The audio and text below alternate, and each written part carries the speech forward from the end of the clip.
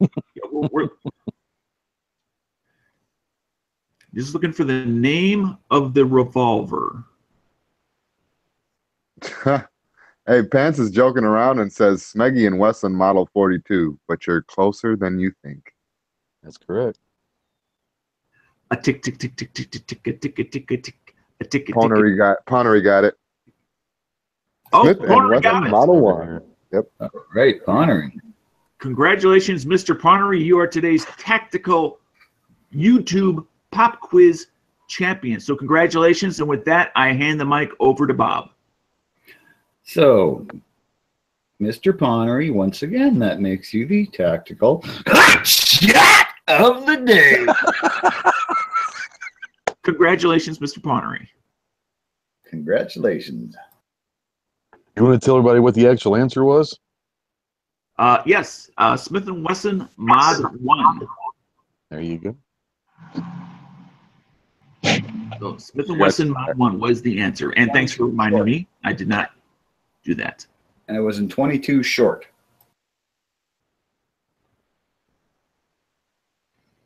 That is correct. So that was kind of a climactic event. What else we got there, show host? That would wrap us up unless G-Webs just popped back in, so I don't know if there's anything. Well,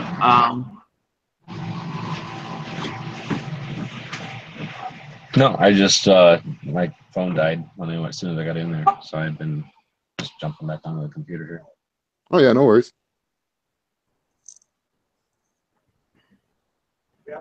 Oh, yeah, I guess that'll bring us to the end then.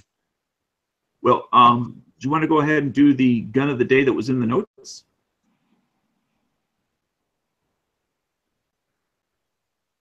I'm not trying to tell you how to run your show, but I'm just reading. What was the gun of the day in the notes? That ZK383. Oh, Decided we'd do one. Well, I can't go back in there. So, I mean, I can go back in there, but the phone's dead, so I can't get back in there.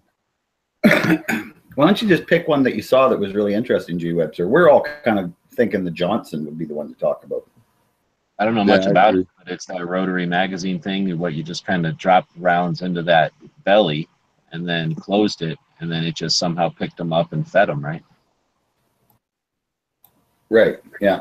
So And it's the not like a pen block where you had to jam them into a friction clip, and it's not like a box magazine where you have a spring and a follower and you jam them in and they get kind of trapped through the lips. It's more like a hopper, and you open it and you just kind of drop a bunch of rounds in there. The only thing is they got to be oriented, bullets face in front, and then you just kind of close it, right, from what I understand, and then they rattle around in there, and somehow some little monkey comes out and picks it up and puts it into the battery or something. that almost sounds like the one before the Springfield.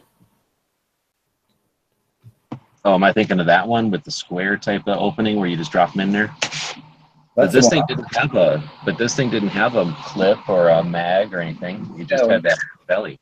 Yeah, the Johnsons were, I'm pretty sure, were clip fed through the side. What? No. Then what was that big round part underneath of there? I bet that was like a. Maybe it was just a different type of Johnson, maybe an earlier version or something.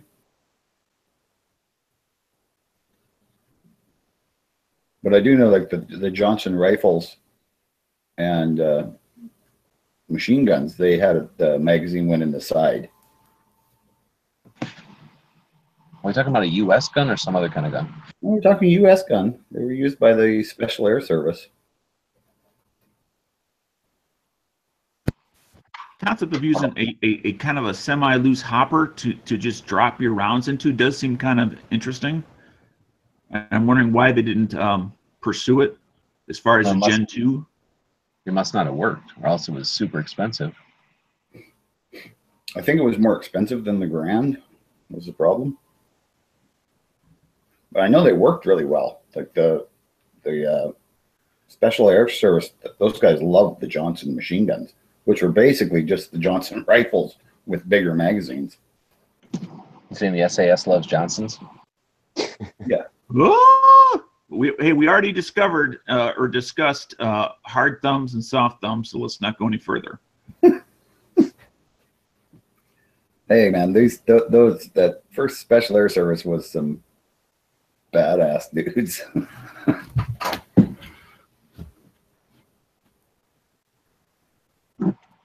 No, we didn't even get a picture or a screen share or nothing of this gun. I'm Check working on it. Working on it. Let's see, our hostess with the mostest. Jeez, damn. My God. That's why we had to kick Dan off the show. Driving Jimmy nuts. Picks on the other hosts. I'm fierce. I'm talking about you, Bob. Oh, Do you think I was talking You're about supposed to somebody be. else? yeah. Well, like I said, you pick on the host. Well, so You're not a host. I did go in for an hour though and take a bunch of pictures of like the gun with the little plaque and then a close up of the gun because you know when you do the both you don't get really a close up of the gun. So we'll have plenty of potential guns of the days coming up here. That's the one I'm thinking of. That's the Johnson I'm thinking of. Now, do you see a magazine anywhere? Yeah. See the. If I was thinking of that thing to the left, that's not. I'm thinking of that. Still no. Oh yeah, that has a magazine. But that's a different gun, I think. Yeah, it says M1941 Johnson, but it's not the same one. Yeah, that's what they look like, though. Well, which one are you talking about? Because I'm talking about the Talking wood like one. this one. Bob, That's some goofy. I don't know what they did to that thing. Horrible. No, the ones with the magazine on the side, those were the Johnsons. Well, at I least can't believe they did that. They That's an ruined that gun. expensive gun to ruin.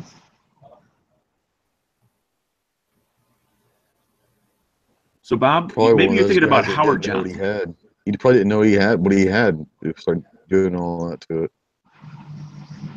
Well, Yeah. there's a time when people didn't care about World War II surplus, but that looks like somebody did that recently. so I could see, I guess, Well, because he's shoving the stripper clip in from the side, so I could see maybe having a magazine on the side. but Yeah. I think you just jam them into that helical mag or whatever that is, the Right. rotary mag. No, maybe So you're you. basically filling a rotary mag with a stripper clip there. Oh, I got you. Yeah, so you would just. There's another one. That side magazine. Yeah. Yeah, that's a different gun though. Anyway, that's the Johnson machine guns that the Special Air Service used and liked quite a bit. Which one? That black thing with the bipod or the wood one? The one with the bipod. I'm pretty sure it had had wood though. Like the ones I've seen, like I've seen videos of these things being shot. Yeah, they're very interesting, and apparently quite a really accurate gun, and quite reliable. I don't know how you can say quite reliable. I mean, it may have worked for some people, but if it only worked for a few years, then it can't have ever been deemed reliable. Well, it was not cost effective. Fidel Castro enjoyed them. Bob likes anything Castro like, they are with Cubans. I mean, but there are firearms that have been made by the military as well as companies that were only intended to be used for a few years, like the 45 caliber Liberator that was dropped in Europe. There, Jimmy's got a good picture of the light machine gun. They never intended those to be used for more than a few years. So I think Bob's talking about a wholly different gun. Nope. This is it right here. Yeah. Bob? Yes, that's the Johnson light machine gun I'm talking about. I don't like the front sight. So there you go. Blah blah blah. Look at those magazines, man. Aren't those cool? Fit inside of it. I'm Well, wondering, they're single- is the They're front single sight like stack. excessively high? It's probably got some kind of thing for doing Aircraft. cover fire or something. Oh, it's for aircraft? Yeah, compensation for altitude.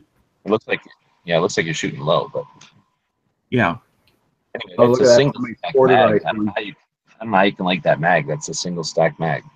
Yeah. Stupid. Look, hey, looks badass. Looks like a wing.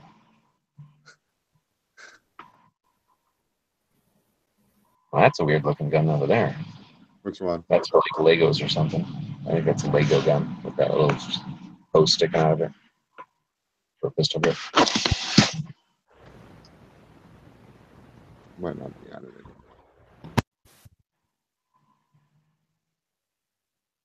All right, well, that's the gun of the day. We've thoroughly informed everyone about it. Yes, Now you can go tell your neighbors. Everyone by now. That little And then shoe just- on the front of the gun, I remember seeing on some historical show that was for either to keep it out of the mud or the snow for extreme conditions, so the barrel wasn't going down. I mean, you could keep it; it would fold up so it was parallel to the handguard if you didn't need it. But if you were in circumstances that your firearm was going down into the snow and it was too low, it was a way to keep it elevated so it cracked it and get it in the barrel. What part of the gun are you talking about? One that had that little shoe on the front of it. The Johnson. Oh, I didn't see that, I guess. And never mind then.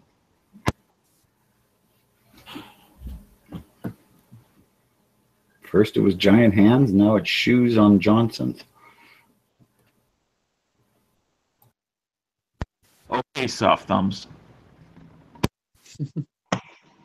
All right. Well, that was most of the show from the J.M. Davis Museum here. Like I say, I'm gonna go back in. The phone's charging right now, and we'll get a bunch more photos so that we can use them as future guns of the day. I noticed some things like there's a lot of guns in here that are old from the pre-1900s. They're tiny, that fit in a pocket, and there's a ton of those guns. Very, very numerous amount of those guns were made. So that shows that both, number one, people wanted those guns, right? They made them. They weren't all going into the hands of army officers or anything like that. Those were going into the hands of regular old people, your great grandmas and stuff. And that also means that for all those years, everybody was okay with that. So I don't think it's the number of those little guns that's changed. I don't think it's the size of guns that's changed. It's just the perception that there's somehow a problem with it that's changed. So hopefully some of these little videos will, cast some light on some of those kind of aspects too. So I'll continue to do that for the rest of the day. Go ahead. Another category of firearms that I found very interesting, and when I went to that museum, was the variation of decorative firearms from India and what I'll call the Greater Indian Continent. Yeah, the really strange looking ones and all handmade. Yeah, very cool. Like And their of course, knives. I'm not talking about the knockoffs, which is, again, it has its own interesting, genre, so to speak. Definitely. Yeah, I There's think a- it's also pretty cool. They have a lot of blades there, like bayonets and swords, not just firearms, which is kind of cool Right. because that's those swords and all that are a big part of weapons history as well. And saddles.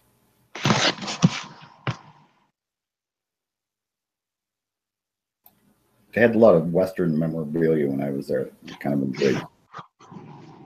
Yeah, I didn't really get a chance to look at there's brands and other farming, or not farming, but ranching stuff. The other thing that I think is educational for younger people is like the World War II stuff that had brands on it from like International Harvester. Examples like that it wasn't just traditional gun makers making guns back in times of great need. Yeah, that's a good point. Wonder if we'll see a Sony or a Macintosh M16 comes to that. Who's wiping their shoes constantly? Wiping their shoes. And there's some guys out there on YouTube that were really liking Clovertech's pimp gun canes that they had. Oh yeah. I love a gun. They had a big cane collection that I thought was pretty interesting. Yeah, it was. I remember seeing the collection, kind of the spiral collection they have there of the Kane guns, and it is pretty cool. I also like the layout of the palm pistols, whether it be like a well, there's all sorts of variations, whether it be just like a mini revolver, or whether it be simply like a pocket watch that happened to carry, you know, a handful of 32 ACPs in it, with maybe a 1-inch barrel just to fit between your index finger and your middle finger. Yeah, squeeze cocking palm gun. Right. Chicago gun. Yeah, I never thought about it, but it does look a lot like a watch.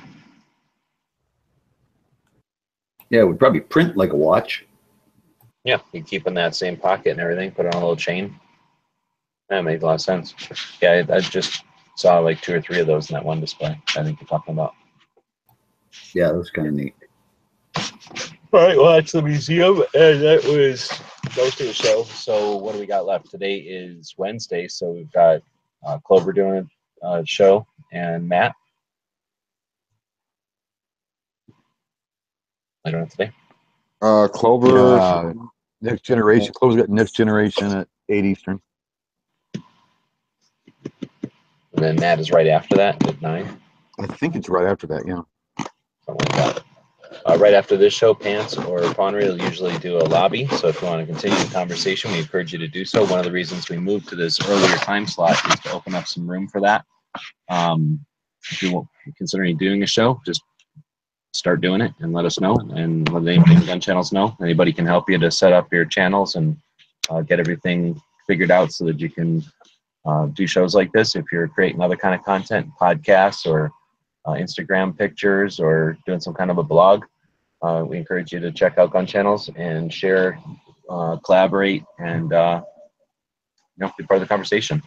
Otherwise, we'll be back here tomorrow at noon Eastern, which is 9 a.m. Pacific. And who knows where I'll be. I'll be driving around again, I'm sure. And we will have all kinds of interesting stuff. On Thursdays, we usually talk about training. So I don't know if Jimmy's got, actually, I got the schedule right here. And it's blank. So we will talk about things that will be determined tomorrow for the training segments. And is there anything else? No, I think you're pretty much good. All right. Well, thanks again for everybody for tuning in. We appreciate you being part of the show live. If you're listening to it later, be sure to leave us some comments like we talked about in the beginning of the show. Not only does it help us with getting the show recommended by using these different social media platforms, the way they're supposed to be used, but it also just lets us know that you're out there, and that gives us encouragement and lets us know who to talk to. So if we've got new people out there, it's always nice to know. So if you like, I don't know, something that we don't talk about, let us know so we can include it in our conversation. Otherwise, thanks again for Ghost for jumping in and for all your help with the tour and on Gun Channels. And Jimmy, as always, thanks for running the show. Oh, yeah, no problem. And Dano, thanks for jumping in again. Good to have somebody who's been to the museum. I know we end up talking like this about the chaos because the museum is sort of like that. It's not, we've said it, it's not really laid out in chronological order where we could just, attack it in any kind of logical way. So I think we all end up kind of talking about it and kind of wandering around it in general. But I guess that's the point of the show. We're not trying to give you coverage that means you don't need to go to the museum. We're just trying to get you to go to the museum, or at least search for it online, like them on Facebook. This is a private collection. A guy just acquired a bunch of guns. At some point, he realized that that's an accomplishment that is just going to disappear if he dies and doesn't do anything about it. So he acted. He talked to the state of Oklahoma back in the 60s and had this building built and a guarantee that they're going to keep it available for everybody forever for free. So it's the kind of thing that depends on us as firearms, people interested in firearms, to keep it going. Part of that is visiting it. Part of that is just sharing the concept of it. It's right on 66. So you think about all the people that drive down 66 for the memories or to avoid tolls like I'm doing right now, and letting them know that this is out here gives them an opportunity to stop in, what is this? I can't think of the name of town, Claymore, as opposed to, the town before it or the town after. And of course, we want to give this town some extra love and give this museum some extra cash so that they stay here forever. All right, I'm done preaching. Bob can do his thing. Remember the gun rights policy conference this weekend? Now I'm done preaching. Alrighty. So on that note, I'd like to remind everybody, please share, like, subscribe, and if you can find it in your pocketbooks, support us on Patreon. Keep the show going. So this one's by John Longnecker. Nothing puts the dignity in personal dignity or the freedom in personal freedom like the self and self-rule. And on that note, thanks to everybody for watching and listening, and we'll see you all tomorrow. The guys and gals of gunwebsites.com encourage you to take a CCW class every year, practice at least once a month, and carry every day. Thanks for watching gunwebsites.com.